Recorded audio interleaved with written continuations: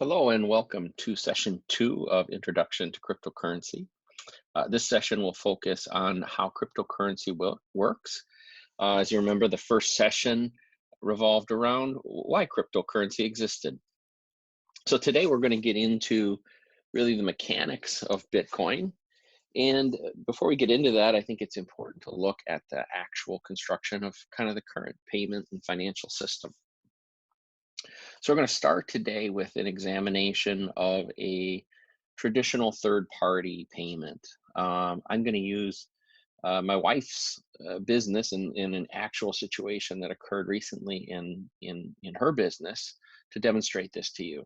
So my wife's name is Lola, and she runs a company that has employees in the Philippines, and she needed to send $1,500 to the Philippines. We used a service called Zoom to accomplish that.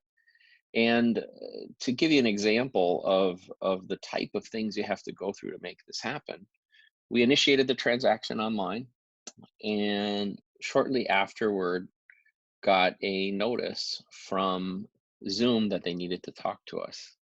So we called them and suddenly got a litany of questions.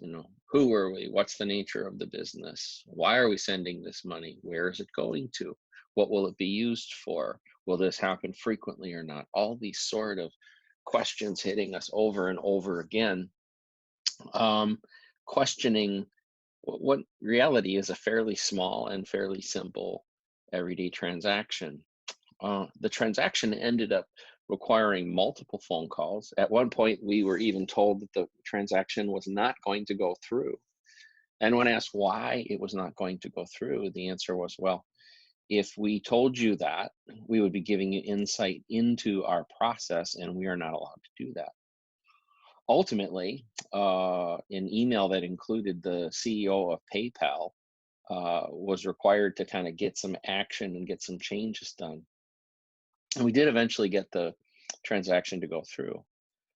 But interestingly, it took 3 days for this transaction to get validated, and then another two for it to actually occur. So a total of 5 days. $61 were paid, and which amounts to 4%. It's a quite steep price to pay. But if we look further at this setup, what essentially is happening is the banks on both ends, Lola has a bank, and Anna, who is on the receiving end of this, had a bank. Both have ledgers with their banks. Now, those ledgers are hidden from everybody else involved in the system. So nobody knows how much money Lola has. Nobody knows how much money Anna has. The only thing we really know is that Lola has enough money, and her bank initiated this transaction, in this case to Zoom, and allowed that money to come in, and then Zoom passed it on. Now, the system could also have gone through a traditional bank and the SWIFT system. If you're not familiar with that, I encourage you to look it up on Google. But what would have ended up happening was something very similar. A very similar time frame would have taken place, and a very similar fee would have been charged, and a very similar set of questions would have been asked. So it's a slow process, it's intrusive, and it's expensive. So Bitcoin, at its inception, and other cryptocurrencies as well, have looked at this problem, especially on the international front, but similar things can occur on the domestic side as well, and said, what can we do better? How can we improve on this system? Because it's just not working well. Now, it does work well for the financial institutions in the middle, but maybe not so well for everybody else. So there's a goal to kind of look at this system as well, because there are potential failure points in it. Um, Whenever you have a system like this, the information about Lola's bank account, the information by the third-party processor, as well as the information on the receiver side, are all sitting in centralized systems, and those systems do have exposure. They are exposed to hackers. They are exposed to power failures, to data integrity issues. There's all kinds of systems. Now, um, those potential points of failure are fairly low. These banks and institutions spend a lot of money and a lot of resources to protect them. They all have goals of five nines of reliability, as well as, hopefully close to impenetrable um, security. But the truth of the matter is they're also great targets and they get hit frequently. And if somebody breaks in, they're breaking not only into one account like Lola or Anna, they're breaking in typically to the whole system. So that's why we've seen things like uh, data intrusion issues that resulted in large amounts of customer information being passed from places like Wells Fargo or Facebook. As Bitcoin was created, the goal of finding a cheaper, faster system that also removed this third party was a major piece of its creation. So let's look now at a new way of doing things. And the first part of the goal in this new system is really the removal of that third party in the middle. So one concept, we're going to call it the Stooges world, with three people of Lowy, Mo, Larry, and Curly, would employ something called the open ledger. Now, the concept with open ledger is very simple here. It's not meant to be a foolproof system, but to really um, communicate a concept. And in this case, it's the concept of open ledger. So we're going to create in our Stooges world a very simple system. These three people, and we're going to pretend that Mo has $100 to get us started in this system.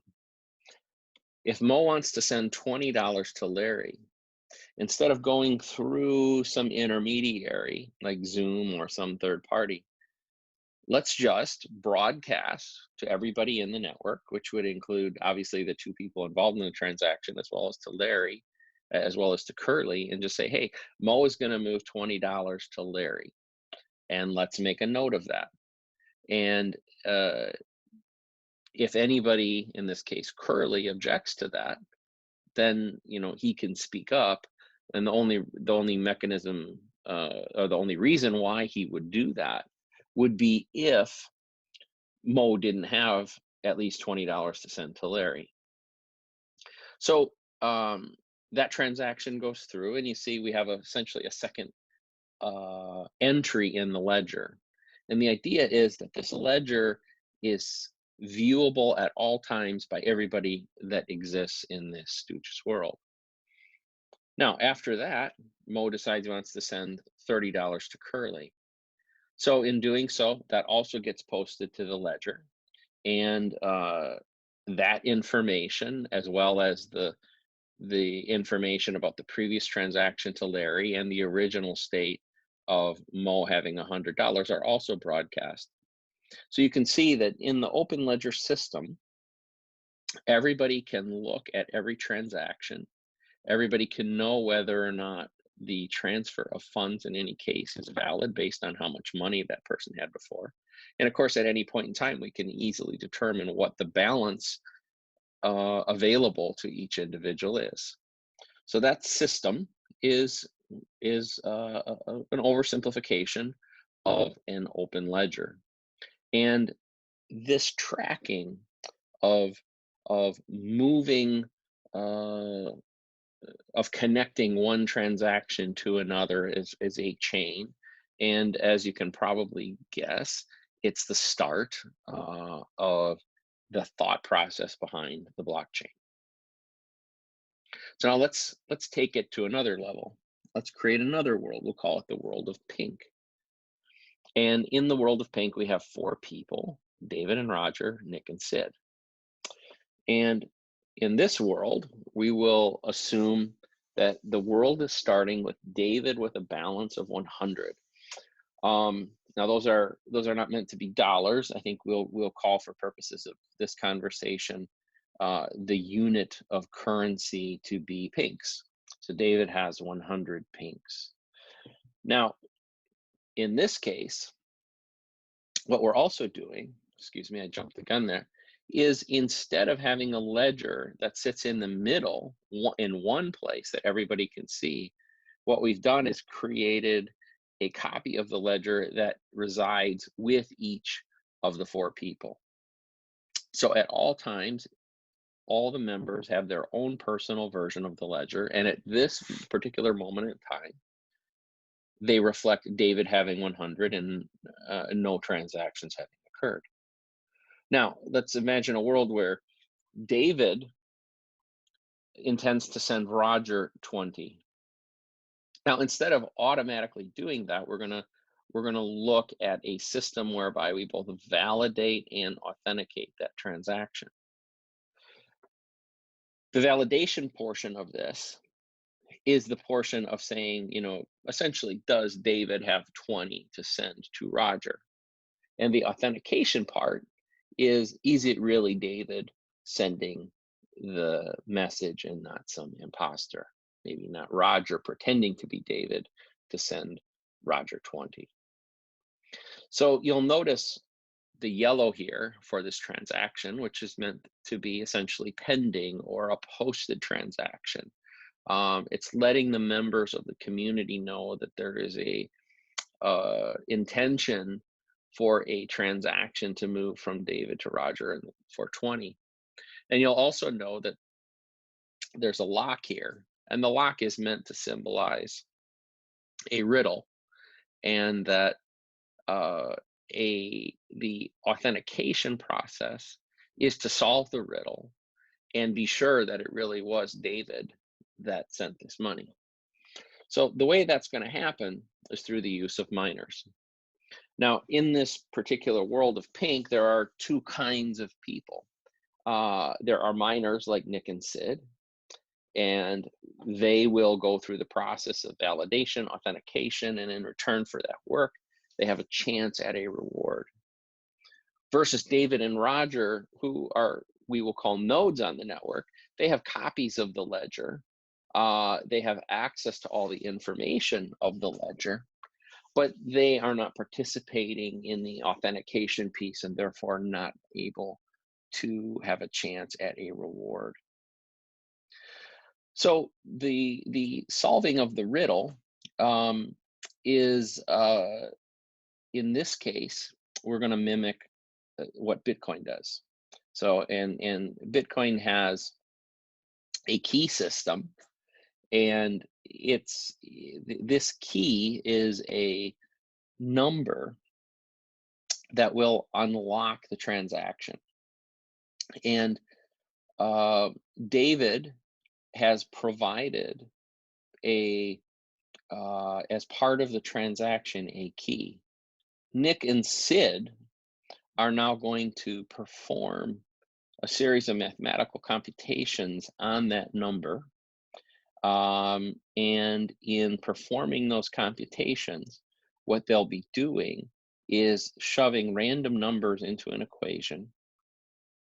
And if at one point in time, after checking a massive number of numbers, one of them stumbles across the appropriate number, it will validate this transaction. But it's purely a random event, and it involves a massive number of numbers. So Nick and Sid need to have a lot of computing power to quickly process these transactions and move from one candidate to another. So as those computers spin around, again, they are looking for a number, and they're looking and they're looking and they're looking, and then boom, Nick finds a number that solves the equation. You'll notice now that the transaction has moved from pending to actually being updated in Nick's version of the ledger. And Nick, all simultaneously, is broadcasting both to Sid as well as to the node members, Roger and David, that he has found the key. SID immediately stops working because only the miner that finds the key gets a reward. So it doesn't make sense for him to waste computing power and electricity and continue to search for the key when it's already been found. Instead, what Nick will do is he will present the key to the other members of the network, and they will be able to shove that number into the equation and validate that Nick's work is accurate. If they agree, then they will all update their ledger. And in the case of Bitcoin, this is a kind of a gross overview of what's going on. But as soon as a miner finds it, it takes a very short period of time for the ledgers across the entire world to ripple through and validate that. Now, there's one other piece to the puzzle here, and that's that, which is Nick's reward. So Nick, because of the work that he did, earns in this case a reward of 1/10 of a pink. And so the system presents that. This is not a transaction in the classic sense.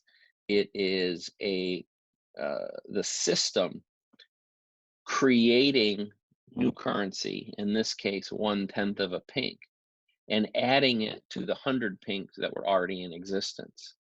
So the mining effort and the transaction processing done by the mining network is what causes new currency to be added to the system. So as that reward gets presented to the network and then added to the ledgers, we'll notice that the money supply in the world of pink has gone from 100 pink to 100.1 pink. So this is the process by which the money supply expands and inflation occurs. This basic setup is what we refer to as the blockchain. Now, we focused primarily on the distributed ledger component. The cryptography component of the blockchain is that validation and authentication piece that we talked about. In the simple world of the world of pink, we did not do what's called the consensus. Now, what happens in the consensus portion of the blockchain is essentially all of the computers agreeing that it was the appropriate move to add that transaction to the blockchain. In reality, what it takes is only 51% for the ledgers to all move forward in parallel. If somebody tried to do an unauthorized transaction and was somehow able to fool 51% of the other people, or maybe cut them in on some cut of being part of a malicious attack, that could happen. But there are a lot of reasons why those attacks have occurred in the Bitcoin world, but none have really ever been successful. And in a later session, we'll talk about soft forks and hard forks and malicious attacks and things like that. But this consensus portion is another layer of security beyond the cryptography. And then the final piece of the blockchain is really shared contracts. And we will talk about shared contracts in a little more detail and also bring in some discussion about a different currency called Ethereum, and do that a little bit later. So as you can see, there are two types of ledgers in the world: centralized ledgers and distributed ledgers, or at least two in practice today. The centralized ledger runs the world today. It uses these centralized entities. These entities are typically well aligned with whatever governments they participate with. In the United States, and this typically means following KYC laws, which is Know Your Customer, and AML laws, which is anti-money laundering laws and regulations. And this is why, for instance, when you go to open a new account, you'll often go through quite a process of validating your identity with passports or driver's license, maybe proving your place of residency, certainly providing your social security number, and linking all that information together before the account comes to bear. The bank then on the backside is going to do all kinds of reporting on a regular basis to state and federal governments about what you are doing with that account. Certainly, your balances, dividends paid, things like that are certainly going to become the business of the government. And in certain cases, if you do things like deposit $10,000 more of cash, those will also be reported to the government. In the Bitcoin world, in the Bitcoin implementation of the distributed ledger, there are only account numbers and balances, and also a list of transactions. But there are no names. So we can open a new Bitcoin account literally in a matter of seconds, or the equivalent of one, by creating a new Bitcoin address. And we can move money in and out of that address in a matter of minutes from its initial creation, and do so in a manner that doesn't necessarily have to disclose our identity or our location. This is a very powerful component of the distributed ledger. It also means that any one individual or any company can have almost as many account numbers as they want.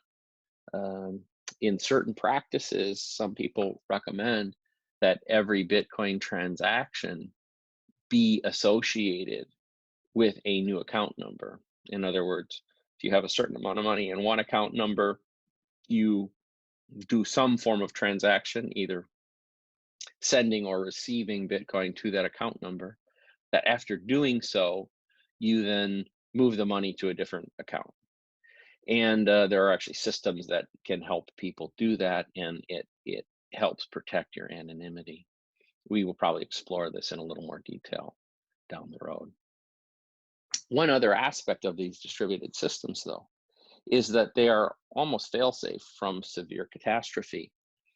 Bitcoin, with tens of billions of dollars, even a couple $100 billion of value, has thus far been immune from any hacker. You can never say never. Certainly people will continue to try, but it in of itself is a highly reliable system.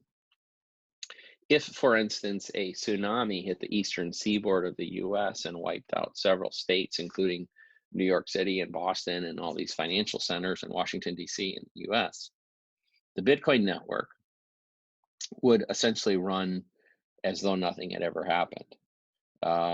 It's likely that somebody in Argentina would not even know that that occurred, and a transaction that they were making to somebody in Chicago or even to somebody in New York would still go on as normal, because the Bitcoin network actually doesn't see borders, it doesn't see time, at least not in the classic sense, and it doesn't see people.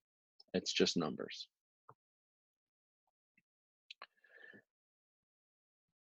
Now, we've done a lot of oversimplification, and even this itself is oversimplification, but we're just trying to drill down a little deeper and get concepts at this point. Now, in the Bitcoin network, if person A wants to send money to person B, or account A to account B, probably to put more precisely, that transaction would not actually get processed individually. It would get bundled together with a set of other transactions into what's called a block. Typically, there's about 2,000 transactions in a block.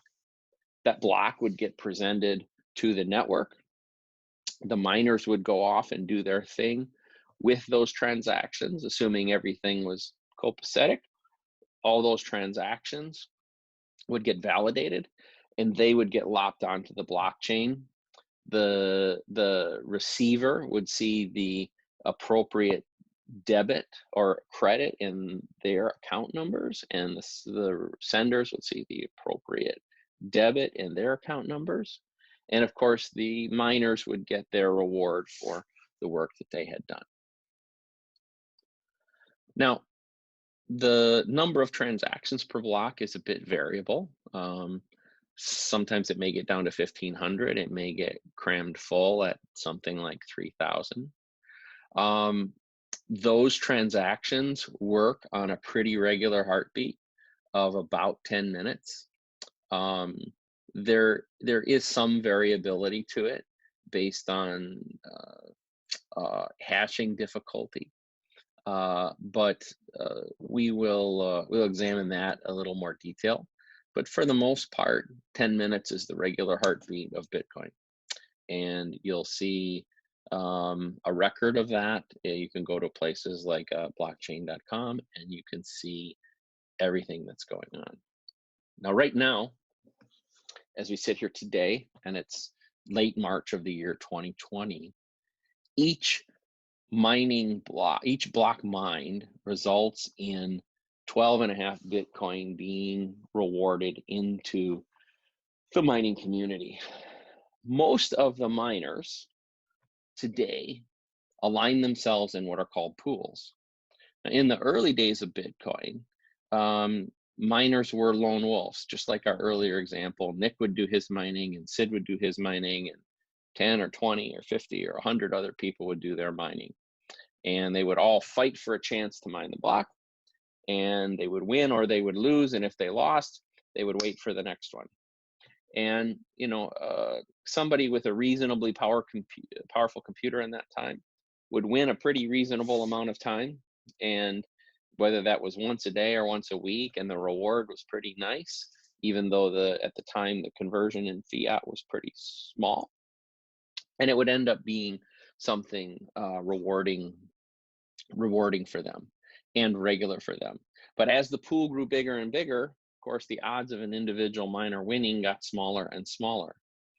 So miners started to realize that they could team together and increase their odds of winning a reward by teaming with somebody else. So in the example before, if Nick and Sid were friends and they noticed that 50 other people were now mining, or let's say 48 other people were now mining, and they all had the same computing power, that meant that they would have a 2% chance individually of each block, but by teaming together, they could have a 4% chance. And in doing so, they could divide the work up a little bit, which could increase their computing power, number one, essentially making sure that they never checked the same number. And secondly, and more importantly, it meant that the reward schedule could be done very regularly. And that's what happens today. The mining pools of that constitute several percent of the world's Bitcoin mining power exist. And as a member of those pools are typically winning several times per day and producing a fairly regular amount of output for the miners. My company, Divi Systems, which produces these, and Barefoot Mining, which helps other people host them, participates in these pools, and we see that on a daily basis. From day to day, we see pretty regular outputs, even though the total number of people mining are massive, and it could be that even with thousands of very powerful, what are called GPUs working, it could be several weeks between times when our computing power actually resulted in a hit. But we produce it as part of the pool and share with our fellow miners. A few other points about mining. I mentioned it before, but Bitcoin money supply expands only through the mining effort. There are 18.2 million Bitcoin in the world today. Again, late March 2020. At the moment, those are increasing by 1,800 per day. If Bitcoin was at 10,000, that would result in $18 million per day of revenue for that output. Now, actually, today's price is about 7,000. So, clearly, uh, you got to take about that, maybe about 12.6% or something on that order is the number as of today. But that produces a revenue stream that is shared by all the miners. Coming in May, the Bitcoin block reward will be cut in half from 12.5 to 6.25. And so that also will mean that only 900 Bitcoin per day will be added to the money supply. Now, let's look at Bitcoin addresses for a minute. A private key is really where everything starts. And a private key is your most valuable asset if you're part of the Bitcoin community. Associated with every Bitcoin address is a private key. And that private key is a number. It starts as a number, a 256-digit binary number that is a massive number. I believe it's something on the order of 10 to the 77th for those of you with a math background. It's such a massive number that it dwarfs the number of grains of sand in the world. So there are this massive, massive number of private keys in the world.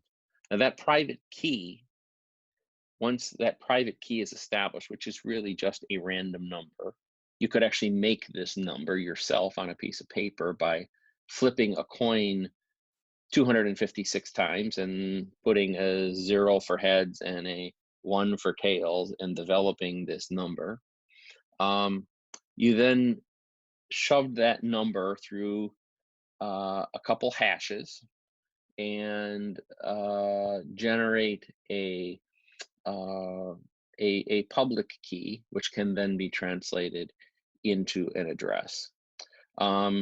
That number ends up becoming the number that you present to the world. And it's possible. It's not only possible, it always works. If you start with a private key, you can generate an identical Bitcoin address every single time. But the opposite is not true. It is not possible to reverse the process. So the Bitcoin address is the number you present to the world. It looks like this. And this over here is something that you must secure and never share with any, but also never share with anybody, but also never lose. Because if this particular Bitcoin private key, which is real, by the way, was presented, that money is essentially available to anybody presenting that key. That is a real address. It really does contain, I think, roughly the equivalent of $1 of Bitcoin right now. And you can see that on this blockchain.com site here. Okay, a few other notes here. We already mentioned, Bitcoin has a fixed supply of 21 million. There actually are less than that out there. Nobody knows exactly how many less there are, but certainly could be 1 million or even more Bitcoin that actually are out of circulation because people lost the keys, and it's not likely those can ever be recovered. So if that's the case, that's essentially the equivalent of a ship of gold coming across the ocean from the New World to Spain and sinking to the bottom of the sea. So that gold was mined, but unfortunately it went to the bottom of the sea and it's never going to be recovered. Bitcoin is divisible. Many people don't know this, and so they hear about Bitcoin being priced at $7,000 or 10,000 or whatever the number is, and they think, well, I can't afford that. Well, that's not true, because Bitcoin is divisible to the 1/100 millionth of a decimal, and expressed right here, and that is the smallest divisible unit, and it's called a Satoshi, sometimes called a Sat. And the goal of everybody should be to stack sats. So kind of inside the Bitcoin community, you'll hear that phrase a lot. Stack sats, meaning save and hoard as many Satoshis as you possibly can, because the day will come when they will be highly valuable. At least that's the mantra of the Bitcoin community. Okay. So this shows the inflation curve that we talked about a bit before, but in reality gives you a better visual. So this curve right here shows where we are today. So that shows us with, you know, the 18.2 million Bitcoin. You'll see that we're going to cross the 20 million Bitcoin line somewhere right about here, which would be about 2027. And meaning between 2027 and the end point, which would actually be 2140, and the last million will take over 100 years to come into play. So it's 2020 now. Over the next about 7 years, we're going to see about 1.8 million still enter the system, and that last million is going to take a very, very long time. Those correlate to inflation rates. So again, sitting here today, we're sitting at an inflation rate of right around 4%, right about here. And that, you know, by the time we hit the end of this decade, that inflation rate will have dropped to here, which would put it at 0.5% or less. So for those of you who study economics, who look at the way central banks work, the way, for instance, you know, this broadcast is being recorded on a day when the U.S. government announced a $2 trillion stimulus package, and you know, that is money created out of thin air and diluting the existing base of money, and certainly will result in inflation at some point. So those of you who object to those sorts of things probably will really like the way inflation works in Bitcoin. Here's a sampling of some other coins and the way that they work. These are some of the larger and more popularly traded and discussed coins. You'll see that some of them have no maximum supply. Ethereum and Monero, for instance, really don't have a maximum, and they will continue to aggregate over a long period of time. Although Monero has a fixed schedule for the rate at which it will add, Ethereum is still a bit unknown and can change with time. There are other systems that have a maximum supply that are still a long way out in time from fulfilling those. This Bitcoin number of just under 4% I mentioned before is reflective of the state today. That will change in May and will drop to 2%. I mentioned earlier about smart contracts, and it's a good time to maybe talk about Ethereum. So, you know, Bitcoin was introduced in 2009, Genesis block in January 3rd of 2009, and there's a perception that it has certain weaknesses. Certainly, it was the first one out there, so people have been thinking for a long time about ways to improve it. The group which has come the furthest, at least in my opinion, and certainly has gotten the most traction, is the Ethereum group. So the Ethereum group looked at Bitcoin and in large part said, you know, the part that's weakest is the way in which it handles smart contracts. So we're going to build a platform from the beginning that's centered around building sound and easy to build smart contracts. So the Ethereum platform Ether is actually the token associated with it.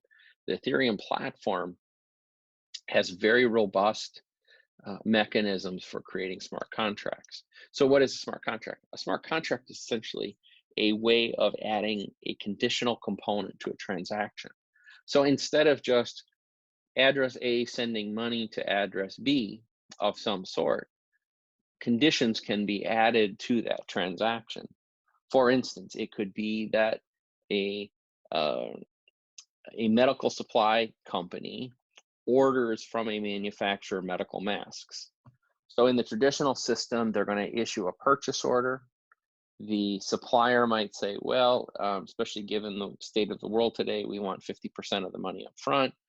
Um, the purchaser would send the purchase order, they would send the money, and then wait for the goods to be received, at which point the supplier would notify them that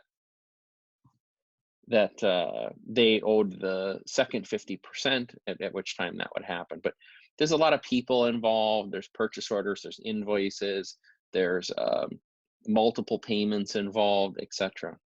In the case of the exact same transaction done through a smart contract, it could be set up such that the seller, or excuse me, the buyer would initiate the smart contract and say, okay,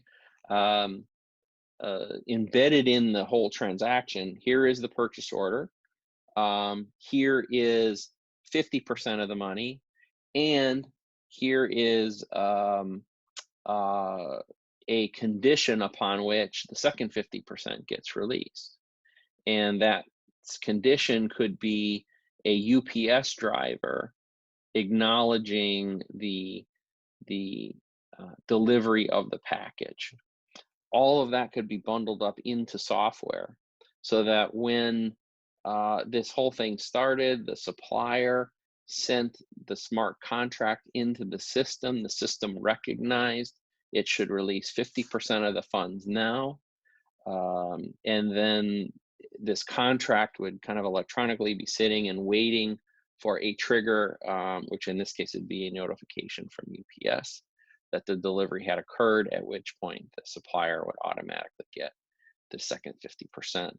The entire time, the supplier would know, though, that 100% of the funds were available and that it was only dependent upon them to make sure that the execution of their end of the bargain took place to fulfill the rest of the transaction.